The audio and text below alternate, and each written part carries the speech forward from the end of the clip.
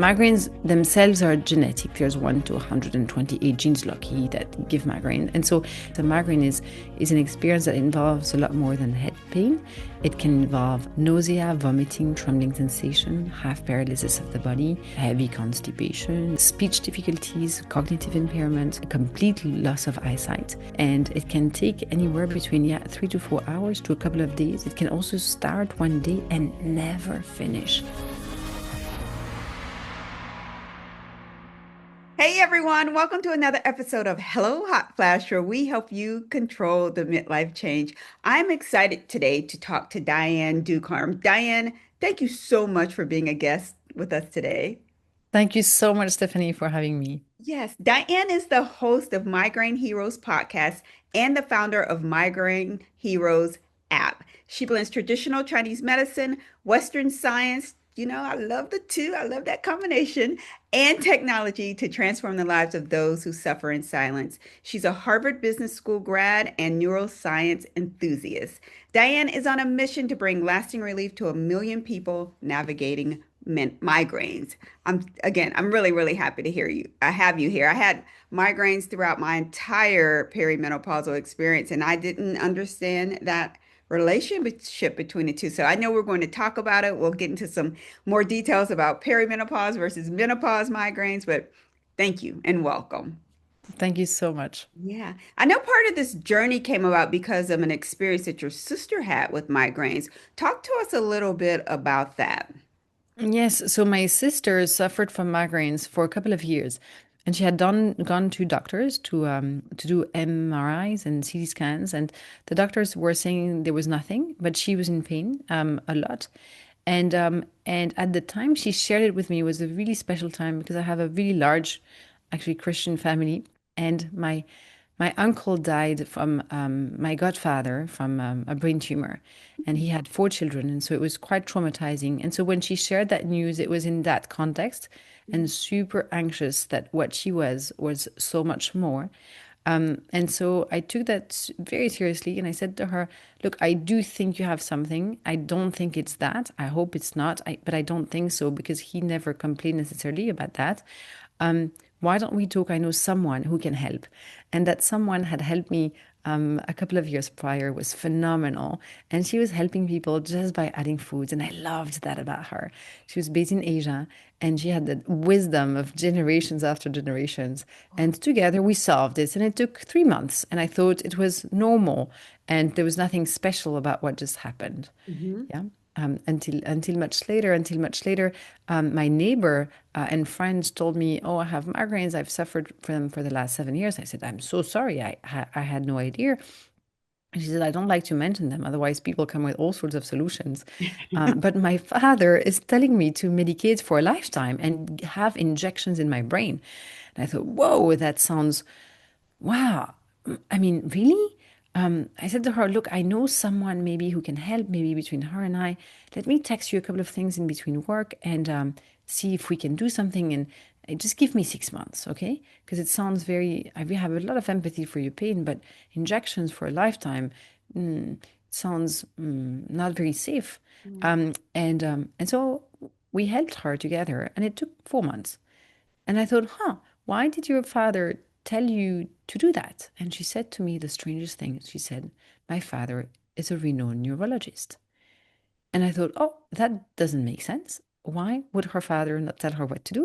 Mhm. And so I went online, and I discovered this entire world of people suffering for years, having their life completely taken away from them, having these debilitating migraines that would steal days with their children, work, their relationship. They'd lose everything over migraines, and they would discuss online with communities where they would feel a bit safer than in the large world, still being targeted by all sorts of advertising. And I don't know, I fell in compassionate love. I thought, wow, this is so unfair. This is just so unfair. Yeah. That those are both very, very powerful stories. I know several people who suffer from migraines. One's a friend's daughter who's suffering from migraines. And when this came up as an opportunity for me to sit down and talk with you, I thought about her and I thought This would be great to get some information Hmm. to help folks. So thank you for sharing. What so all right, sometimes people will have a headache and they say they have a migraine, or they will have an aura and they say they have a headache. Like how do you distinguish between if you have a headache, if it's a migraine, if it's aura, or if it's something else?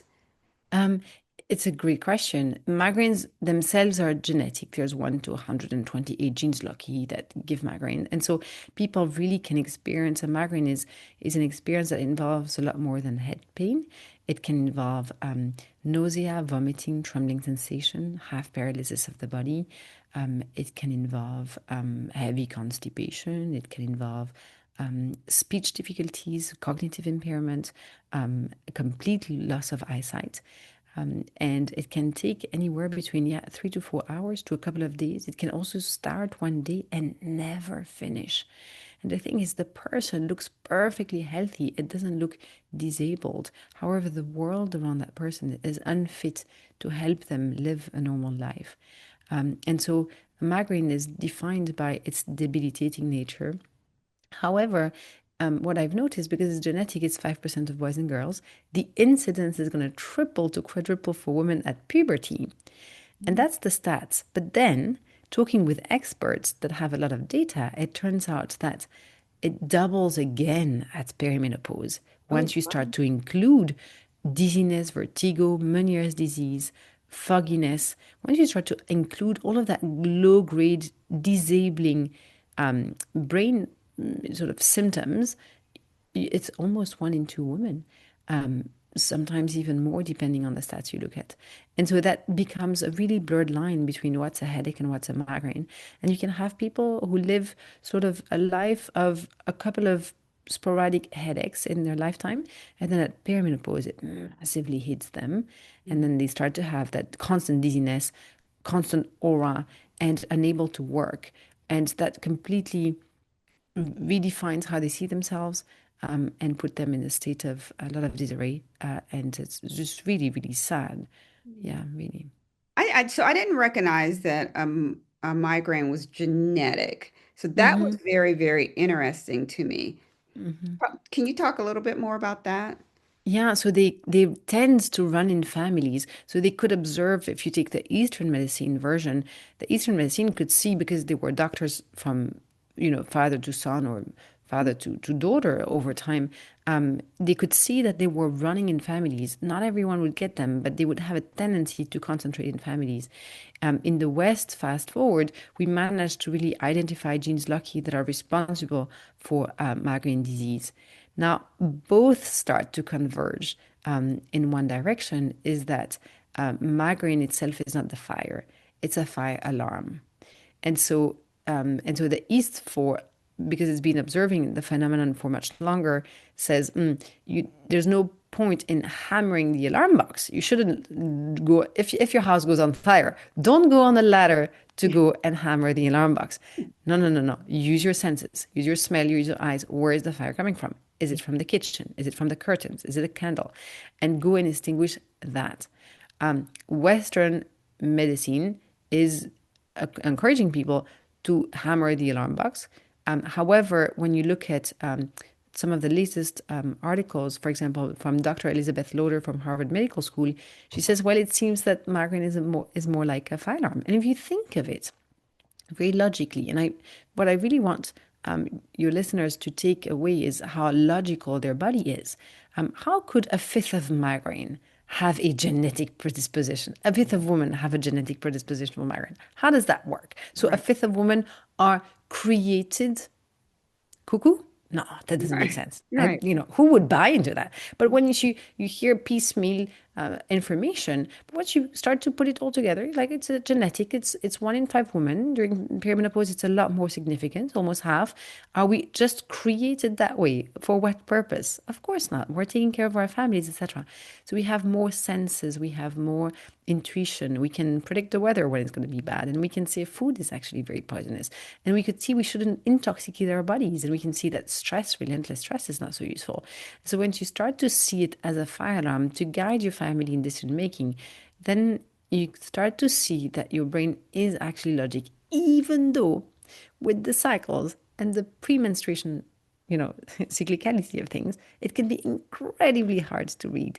And so it's in those moments that sometimes you lose faith in your own body, but you can have it.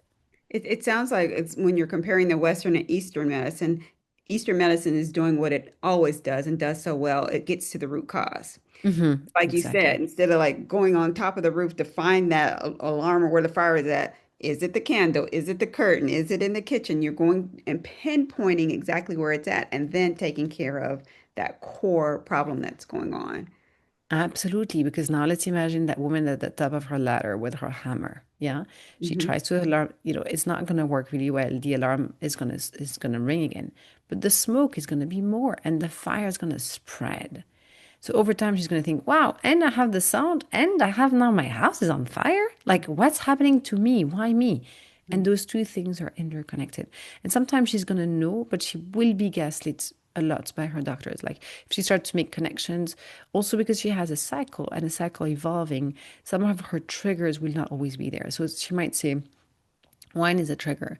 But then she's like, well, the other day I had a glass of wine and it didn't trigger me. So is it or is it not? Hmm. Usually I have them during menstruation or before menstruation. But the other day, it was day 4 of my cycle. So is it there or is it not there? And so she feels intuitively she has patterns, but when she puts the data together and she goes to the doctor, she doesn't, it's not so clear on paper, but Yeah. it's somewhat clear in her mind. Yeah. And so she starts to really doubt herself and starts to isolate herself. And people try to give her, yeah, advice that are not very useful. Hmm. And so she starts to close herself, which becomes really isolating, difficult, and she starts to be sad and she starts to be anxious because it's so much pain. Sometimes it's comparable to labor pain. It's so much pain that if you know every day the pain's going to hit at 8 a.m. when you wake up or at 8 p.m. when you go to bed, um, or at 4 a.m. usually you're gonna wake up with pain. You're really scared to go to bed now. Yeah. Yeah. Mm. That's yeah. It's hard. It's hard to even think about that and how and what women go through. We talked about, or I mentioned briefly that it's different in perimenopause than in menopause. Mhm. Is that explain that to us, why the difference, and is there something different that we need to be doing during those times? Yes, absolutely. So if you go back to Western science, in Western science, we're really good with data. And so we analyze and we're like, wow, it's 5% of boys and girls. Of course, it's genetic. However, there's this weird thing happening at puberty. It triples to quadruples. Now we're at 18% of women. So once you start to introduce the cycle, you change the migraine patterns. Once that cycle starts to fade, you change them again. And once you're out of your cycle, it changes again. That makes It really does make sense. When you look at the macro data, it makes sense. When you live it through your body, it may feel like a storm. It may feel like a ghost, really on your shoulder that is just constantly, or like a small little devil on the back of your shoulder, like constantly sort of about to attack you. It's really, really daunting because it sometimes really comes out of nowhere. And so it's harder to see in details. And so in perimenopause, we have our beautiful life creating force that starts to pass it on to the next generation. And we let go of these beautiful abilities.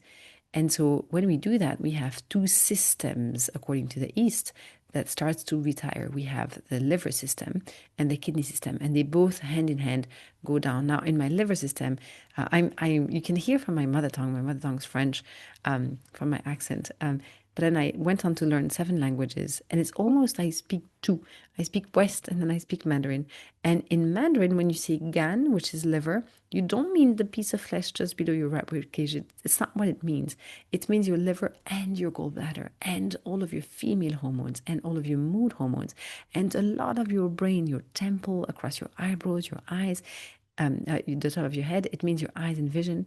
It means irrigation of your tendons, your breast, your uterus. So and so the ability to, yeah, produce these hormones. So when you go in perimenopause, this system fundamentally changes. It changes because it's going to, its power to detox, its power to produce female hormones and mode hormones is going to change. And so therefore, it's going to alter also how the brain wires back to it. Yeah. Yeah. And so in that moment, we're going to be a lot more vulnerable to these changes unless there's a lot of harmony inside of the system.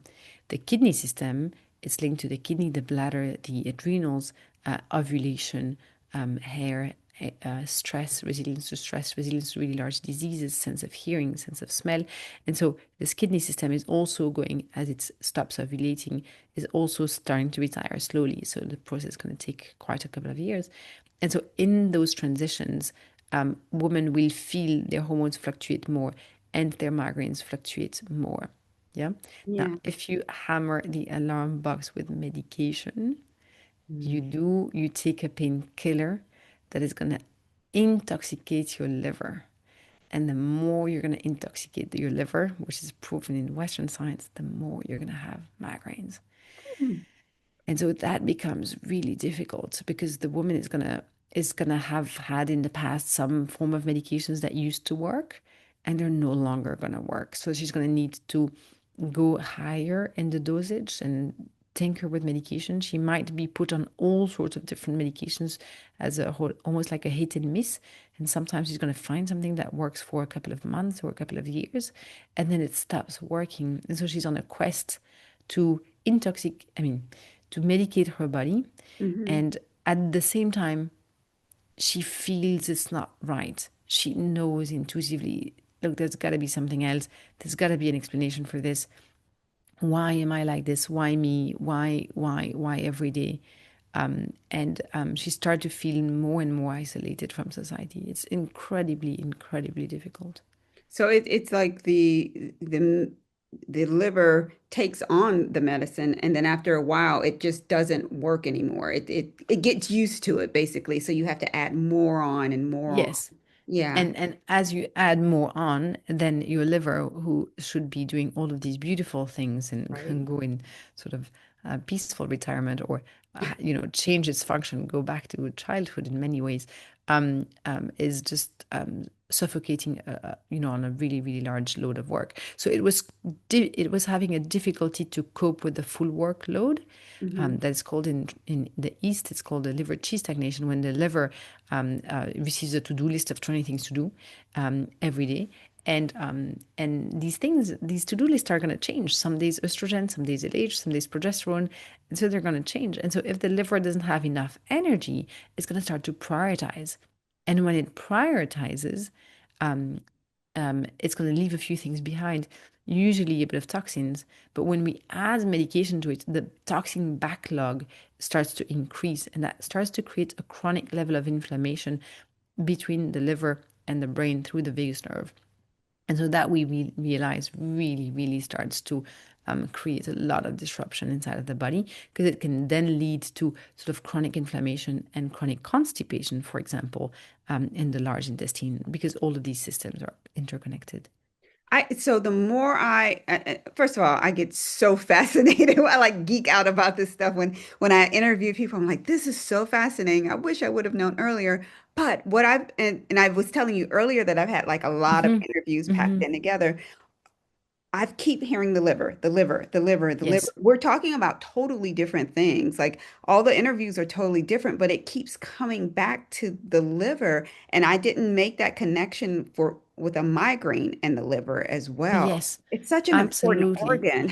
Such an important organ. How should we You be know, caring for it? Oh, I'm sorry. Go ahead. yeah, absolutely. So a few interesting facts about the liver. The liver is the largest organ of the body. Right. And in perimenopause, according to the West, it can shrink and lose up to 44% of its volume. Wow. So it Wow. almost shrinks by half in size. Yeah. And so its functions decrease. Now, the liver, I love the more Eastern way about the liver. The East looks at the liver a bit like a football team player. They're like, well, you can have the best football team player. If you put him alone, he can't and score and defend and pass. It doesn't work. You need the rest of the team to do the work. If you cut the liver out of the system, the liver doesn't do anything. It's just a piece of flesh. But if you have the liver inside its team, then it can do its wonders. And so I find that in the West we have this idea of detoxifying, always detoxing the liver. The liver is a lot more than a toxin powerhouse. And so while it can be useful Detoxing the liver also cools everything down. The liver operates at 40 degrees Celsius, so a couple of degrees more than the rest of the body. And so it needs that warmth. And so if I detox it really harshly, I cool it down, but then I cool down my entire rest of my digestive system. So I'm not fixing it in any shape or form. So I have to stimulate it instead of harshly detoxing it. Yeah, does that make sense? So these It makes notions, perfect sense to me. And I'm like, oh, yeah, wow, like all these things are popping in my mind as you're talking. But yeah, talk to me yeah. about what that stimulus, because in all honesty, I'm on a detox for my liver right now. Like, Oh, very good, very I good. am because I'm a lot more sensitive to foods that I'm not normally sensitive to. I've had some tooth issues, some nail issues, and I'm like, as I'm looking and reading, I'm like, oh, liver, like everything is coming back like there's block. But in my mind, I need to detox. But you're saying I need to stimulate. Stimulates, So tell yes. me what that is. Very, very different. Yes. Yeah. So, so how, yes, so stimulating versus detoxing. So, in order to be stimulated, the liver system has two functions. There are one that is mechanical stimulation, and the other one is a liquid stimulation. The mechanical stimulation comes from the diaphragm that massages the liver when you breathe. Okay. So if you think you have a heartbeat, you also have a liver beat. Okay. And that liver beat is your breathing. And that's why there's so much emphasis on breathing, is also because it allows you to massage your liver system. Okay. The second sort of mechanism to stimulate it is the blood. So each time, now I'm talking about your body, then I'll talk about what you can do. Okay, this is the body, how he does it. Yeah. Yeah. Yeah. So the blood is gonna go inside of the liver when it goes into detox mode or digestion mode, and then come back out in the body. So when I sleep, I go in deep sleep. My basal temperature decreases, Hmm. and my liver and my brain are detoxing at the same time. Hmm. If my liver has too much toxicity or it's overloaded, I'm going to have a tendency to wake up between the hours of 1 a.m. and 3 a.m. Yeah. And so that's how I will typically know. And so that blood goes in and out, a bit like a sponge. So the liver is stimulated like a sponge all the time and is in function a little bit like the heart. Now, if I want to stimulate it, I want to have it move. If I detox it, I change its chemical composition, but that doesn't really help because let's face it, most of the women with migraines, including you, you're healthy. It's not like you're running on a alcohol regime with like so much recreational drugs, a ton of medication, and fish and chips for breakfast, lunch, and dinner, right? So how much is it intoxication versus how much is it that the liver becomes what is called sluggish? And so to stimulate it, there's a number of foods inside of the world that can give us that stimulation. For example, one I really like is goji berries. Goji berries allow to stimulate and detox the liver. Same for chamomile. Now, I love to combine both in particular You said because, chamomile? yes, exactly. Okay. Hmm. Chamomile together with goji berries. If you have those, I'll say a few caveats about those. Please not during your menstruation. That would make you bleed more. If you stimulate the liver while you menstruate more. We don't want to do that.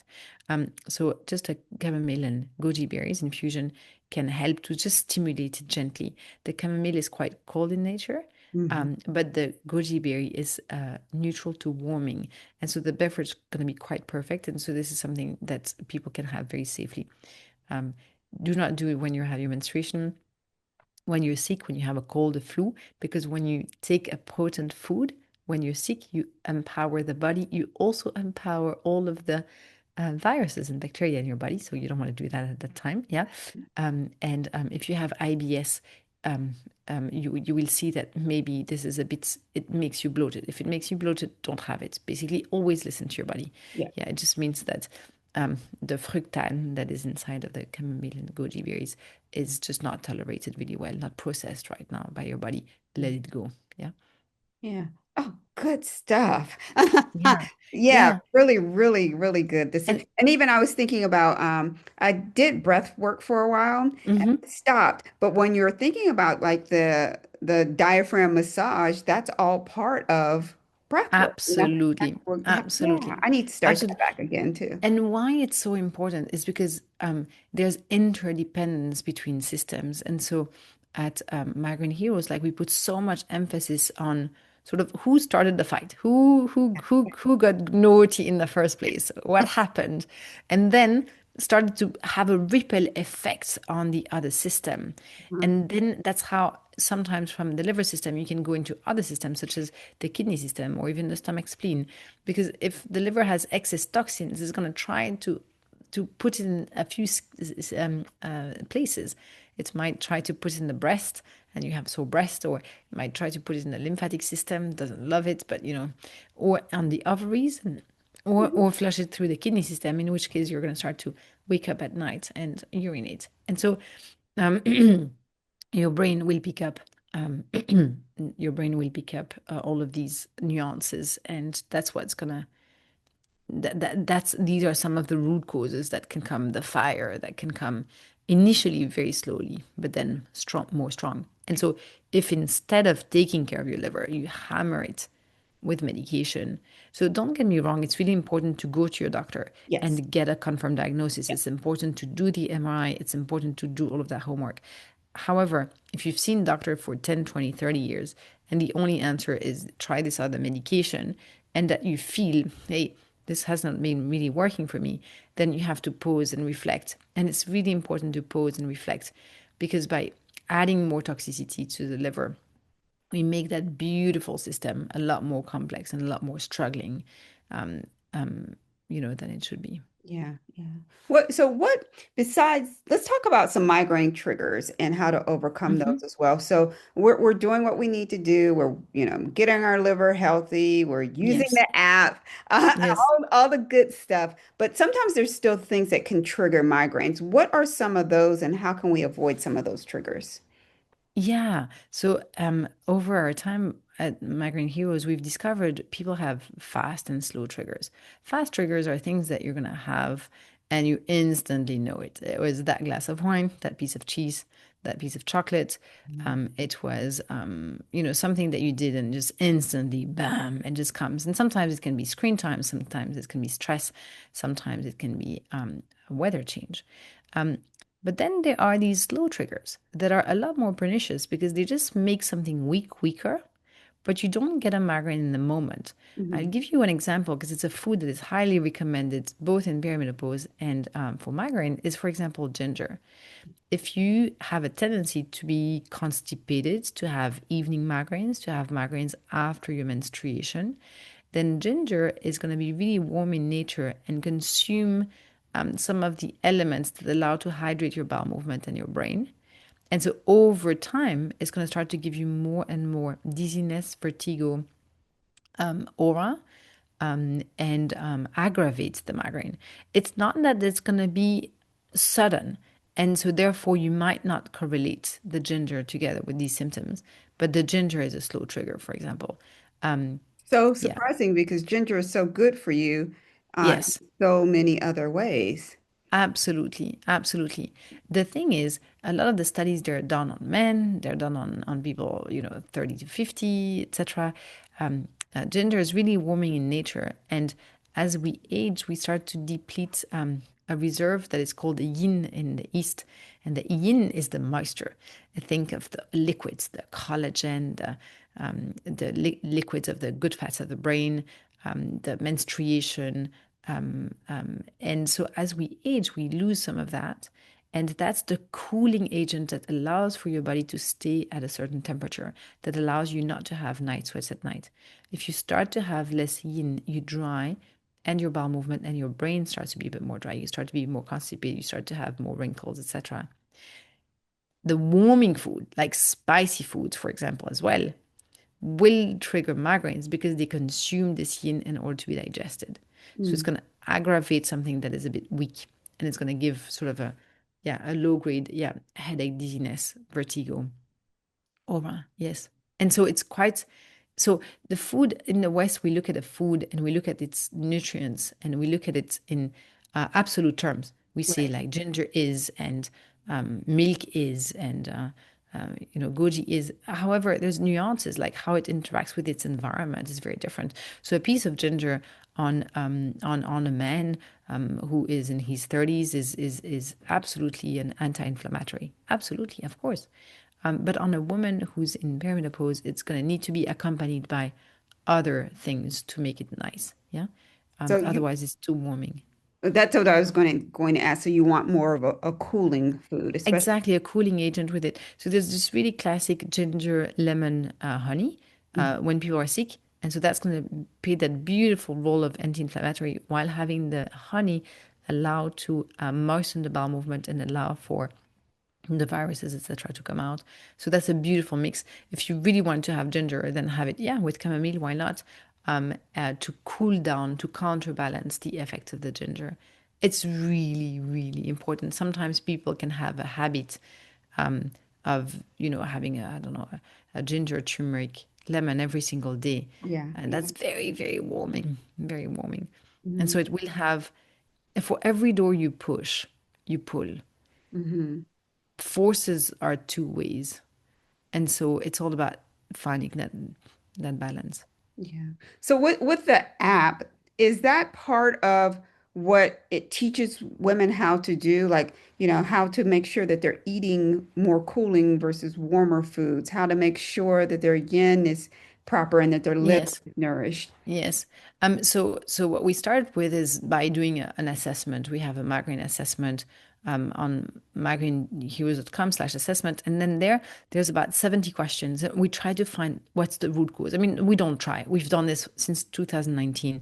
We find what are the different root causes and the domino effects that happen inside of the body. And that allows us to have a full picture on all of the things that have been damaged and need improvement and fixing. Hmm. And then inside the app, we just add food. We don't remove it, we just add, and we add to repair. Sometimes it can be the liver, but there's just a myriad of different things that can go slightly off inside the body.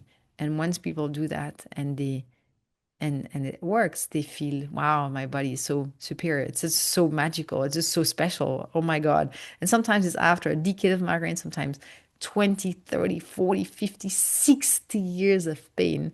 Wow. And there's that quite bittersweet moments. It's sweet because wow, I have my life in front of me, and Yeah. a little bit bitter because why. And so in menopause we've also welcomed women who were saying, I have these liquids in my face or I have these liquids in my ears, and I do all of these exams and doctors tell me there's nothing, What but do I you know mean there's by, something. I'm sorry, what do you mean by like liquids in the face or ear? Well, they will say, I feel I have things, I have literally liquids in parts of my face, or I feel I have liquids inside of my ear, but I go to a lot of ENTs. I've done every single exam under the sun, and I'm told there's nothing, but I swear there is something. Yeah. And these very beautiful machines that are very useful to pinpoint other problems are not very good yet to see these types of very sort of quote unquote normal but misplaced liquids. And Hmm. so by removing them, people feel, oh wow, I was right, and this is gone, and now I am feeling fine.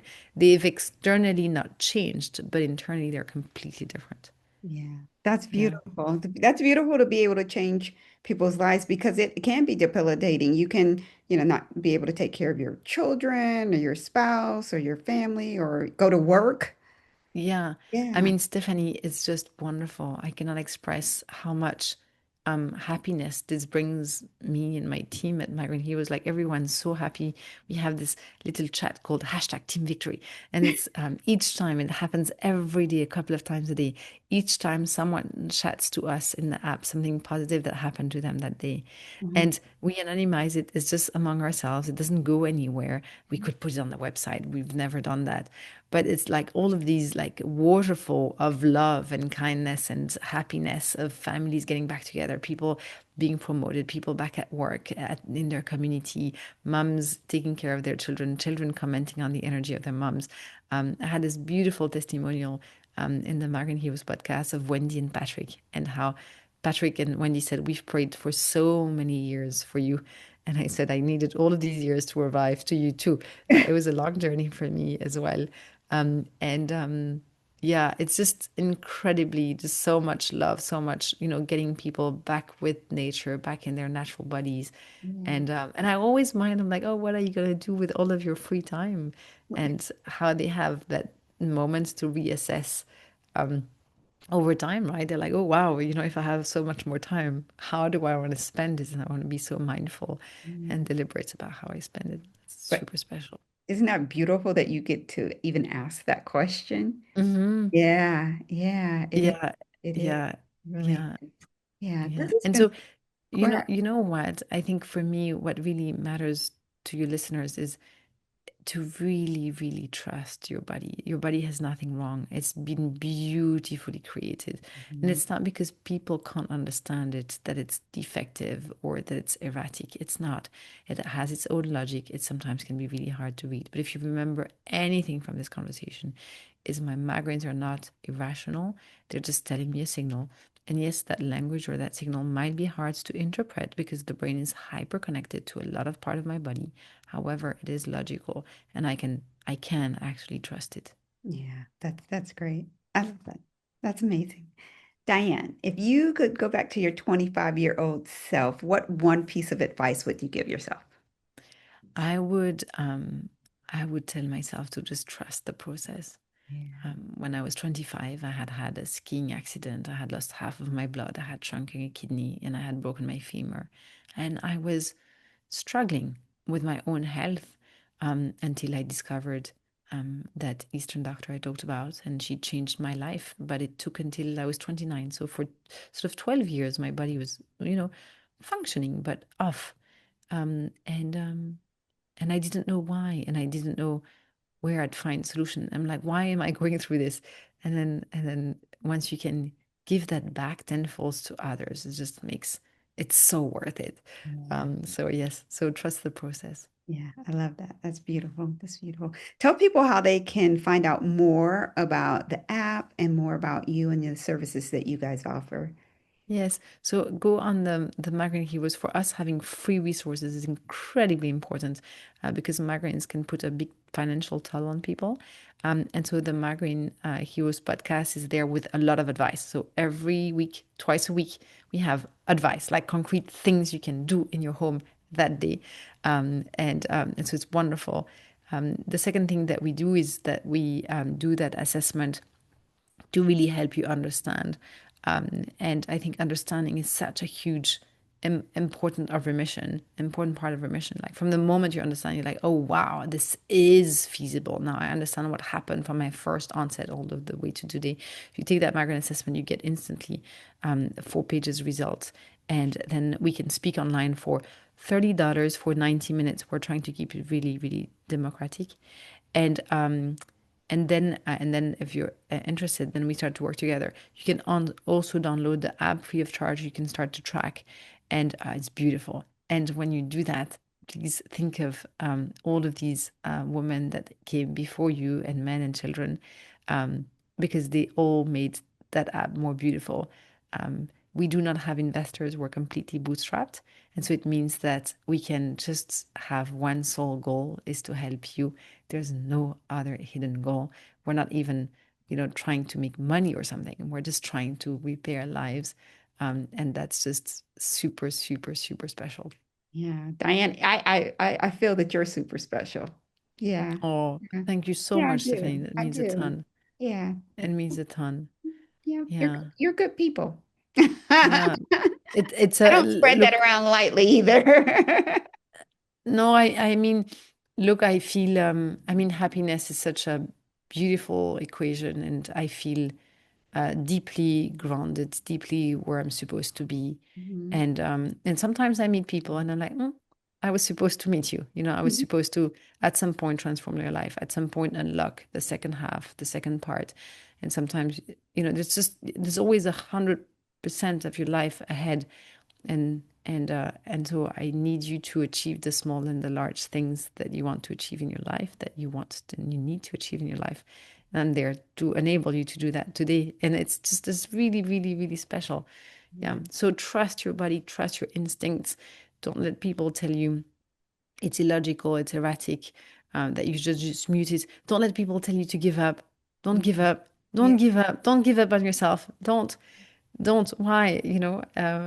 Sometimes I welcome women in menopause, and sometimes they are so fast, so fast. In 6 weeks, 8 weeks, they're on their feet. And so don't give up. Trust in yourself, Yeah. and power through. And listen to your inner voice, yeah, sensations. Yeah. How is your sister? Oh, great. Yeah, great now. Three Good. kids and the beats drumming and yeah, she's busy. So she's happy to be Awesome. Oh, that's feeling good. great. And same for my friend. Yeah. And so yeah, so it's been an enormous journey. Yeah, absolutely. So migraines are genetic, so it means it can come back sometimes, if you have a really long COVID or something. But then the message means something else. It's like, hey, can you address this? And once you've understood that, you actually address it much faster and you're back on your feet. It's that beautiful communication between the gut and the brain, between the brain and the rest of the body. Yeah. Yeah. Yeah. I love that and I said that at the top of the show, that you merged Western and Eastern medicine, because Western just wasn't doing it for me. I just could not move forward, and I refused to take any medicine. So I'm sure I slowed up the process. It really wouldn't have been still because I would have been medicated. Yeah. But when I found Eastern medicine and I started talking to people who had studied Eastern medicine, it completely changed everything for me. So the idea around you being educated in both is super Yes. powerful. Yeah. Yes, Yeah. absolutely. And I find that I like, wow, their medicine is just a lot older. It hasn't changed also if you think of it. Mm. Our medicine changes all the time. The thing that we used to say are no longer true. Yeah. We keep on changing our minds all the time. Yes, because we make discoveries. I think in the West we have a bit too much arrogance. We need a bit more humility, what we know, what we don't know, acknowledge what we don't know. And with that humility will come a lot more learning. And I think we have beautiful years ahead of us. But Eastern medicine is still the same way. I read really old books that have been written a really long time ago. They're still timeless, Yeah. and they still work. They still function perfectly. Yeah. So yeah, respect your body, honor it, listen to it. Yes, I am completely with you. For me, it transformed me. I had been limping for 12 years, and in 3 weeks, I was on my feet. I was like, what? And then and then the worst is I went back to work. I was working with a lot of men, and they said, oh, Diane, it's placebo. And I thought, whoa, whoa, whoa. And to myself, my cycles were like 56 days and then 43 days and then 61. They're now clockwise. I can't just decide that in my brain it is not placebo. But I thought, whoa, interesting that they see it that way. Mm. There's a lot of work to undo that Uh-huh. thinking process. Yeah. I've heard a lot of that, or them not writing down like certain herbs or something that I'm taking. I'm like, they can counteract. You still need to know that, oh, that stuff doesn't work. I'm like, oh my goodness, it does. If you would just listen to me, like you can see the trends. My doctors could see, because I went to 18 different doctors, and most of them multiple times. I'm like, you can see how much I've changed, how I come in differently, my energy, my skin, my hair was falling out. All of Absolutely. that changed, but I didn't take any of your drugs. So you should be writing something down. That's what I thought. But I digress. Completely. And just as you said before, you need to go to your doctor. You need to have the MRI. You need to have the Yes, CAT scan. You need to do what you need to do in order to rule things out. exactly. Exactly. But on But, top of that, yeah, there's some really good solutions. yeah. I always say that my grandmother used to tell me all this stuff, and I was young and foolish, and I'd be like, I'm not doing that on my baby. I'm going to go take them to the doctor. And I'm like, man, why didn't I write all that stuff down? Because the stuff that I do remember, Completely. I've used, and it works. So Yeah, yeah, absolutely. Absolutely. I mean, yes, that would have been such a shortcut to, yeah, if, when I was 25, it would have been nice to discover all of that earlier for sure. yeah, For yeah, sure. yeah. Yeah. So much beautiful wisdom, but Mhm. very We don't grateful know. for it. Also, I have to say, like, we welcome doctors, we welcome nurses, we welcome nutritionists, we even welcome practitioners because migraine can be so complex and we every single day take care of so many that we've seen about everything. Mhm. And sometimes when you have just a sample of one, you're, let's say, very good with respiratory problems, or even, menopause, perimenopause problems, and etc. But like, we do migraine every single day, and sometimes there can be that one little thing in the way. So, for example, if there's impurities inside the uterus, like cysts, clots, etc., they can alone themselves drive migraines in menstruation, and that's something really that most practitioners are not trained in. Why would they? And so because we do that every single day, we have that ability to with a lot of precision, find out very fast what's in there, and then know what to do. Yeah, yeah. I'm so excited. Like when we get, as soon as we get off this interview, I'm like texting my friend. I'm like, you're gonna have to go to this website and do this, and I'll probably let her sneak and listen to the episode early. Maybe I Yeah, will. We'll see. very But good. yeah, yeah. This has been so powerful. I never understood the connection between the migraine and the liver, and now you're saying cysts, and there's so many inner workings that can trigger the migraine when we all think that maybe it's inflammation or, one or two things, but there's, just like with everything, it's the root cause, it's the entire body that's reacting to something that it doesn't like, and this is how it's showing you. Yeah. Yeah, exactly. Yeah. Absolutely.